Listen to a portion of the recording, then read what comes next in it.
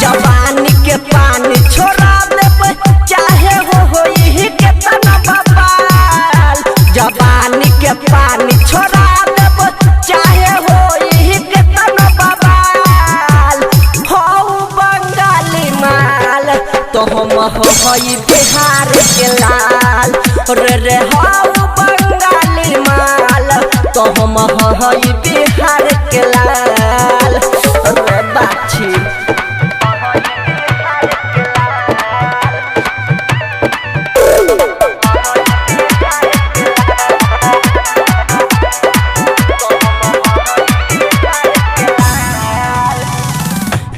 तना बजोबन बढ़ल चोली में नयटे।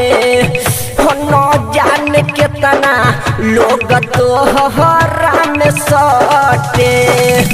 ये तना बजोबन बढ़ल चोली में नयटे।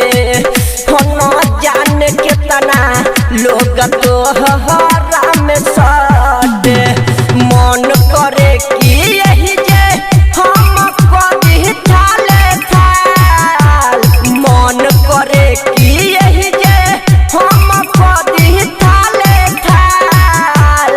हो बंगाली माल तो हम होई बिहार के लाल।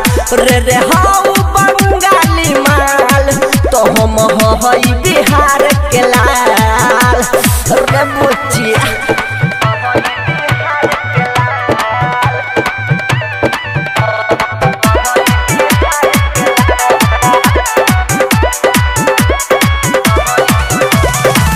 राइटर लक्ष्मी विकेश पपुली हे माजा।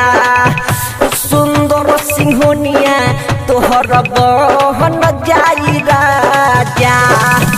राइटर लक्ष्मी विकेश पपुली हे माजा।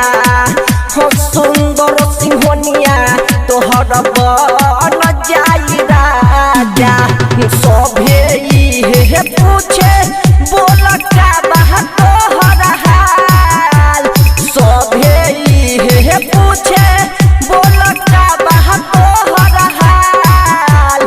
हो बंगाली माल तो हम होई बिहार के लाल। रे हो बंगाली माल तो हम होई बिहार के लाल। जवानी के पानी छोड़ा देबे चाहे हो ही केतना बबाल। हो बंगाली माल तो हम होई बिहार के लाल। रे हो बंगाली माल तो हम होई बिहार के लाल। बचबे ना रे।